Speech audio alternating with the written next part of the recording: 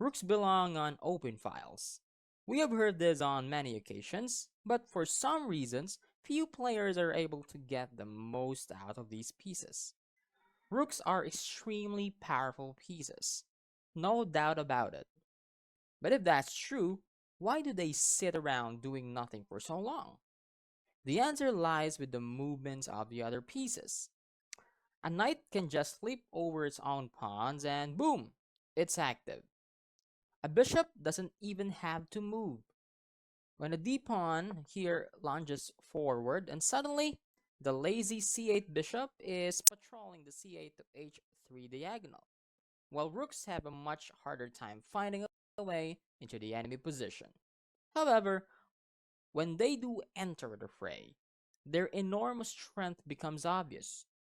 The following pointers will help you turn your rooks into useful members of chessboard society. In this position, white has taken complete control on the e-file. The pin against this e7 knight immobilizes the e8 rook and the horse, leaving black in a passive and completely helpless situation. Nothing much that black can do here to survive. The rook on b7 here is tied up to the 7th rank. He may play rook d7, but white can just play f4 here, trying to create pawn storm on black's kingside weakness, and there's a lot of things and ways that white can win this position. For example, king f8 is played, just play f5. If rook b7, now notice that black's rook is just wandering in the 7th rank, can play g4, or perhaps later on play g5, and a timely queen h5 will finish black very soon. Let's go over to doubled rooks. One of the best ways to claim a file is to double your rooks on it. The power of doubled rooks should not be underestimated, and the rook's ability to jump into the heart of the enemy position can easily strike fear into the opposing army. Here in this position, white's doubled rooks here have claimed the d-file for their own. Black has to worry about them jumping to d5, d6, and d7. In fact, white can also convert this to an Alekhine's gun if just move his queen to d2 at some point, and then he can also play h4 here to h5 later on. Eventually, white can penetrate black's camp, and there's no counterplay for black here. Rooks are just sleeping on this close files. It is very important to understand that an open file is only worth bothering with if a rook can use it to penetrate into the enemy position. If no penetration point exists, then the file is useless. Here, black played rook e a8.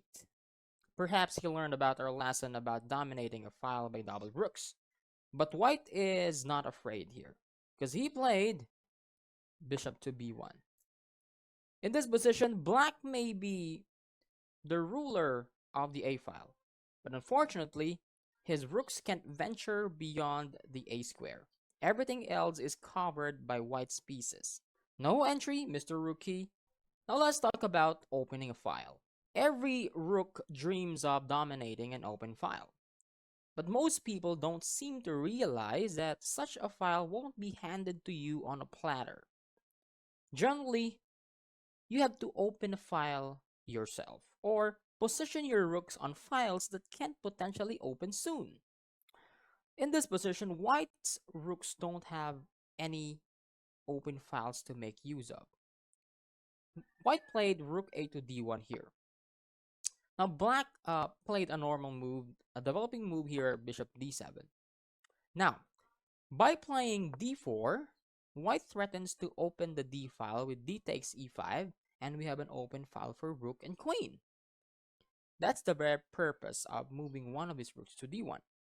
If black replies with, for example, e takes d4, the knight takes d4, that's opening the same file and gives rook more scope here than he previously had.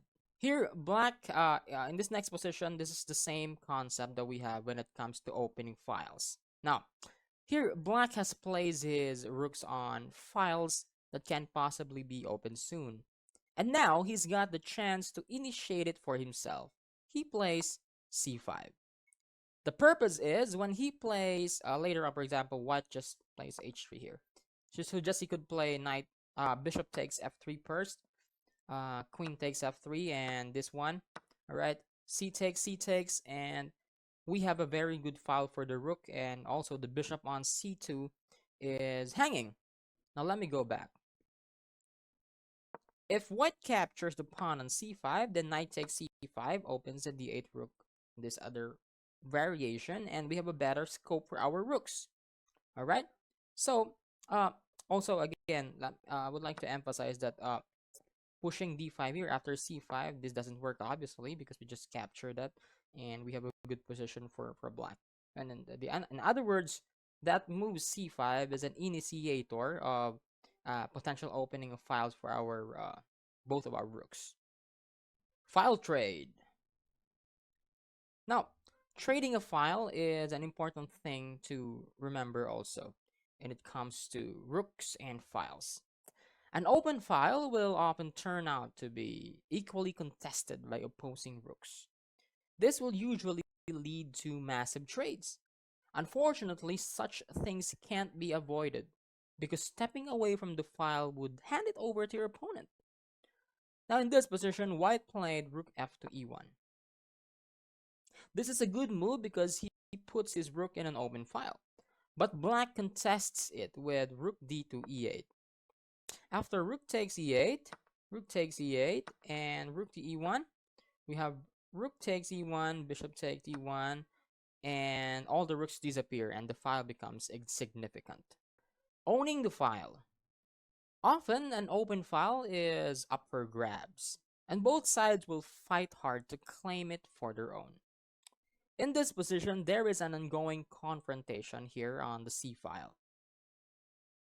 But black can actually grab the file with rook to c3.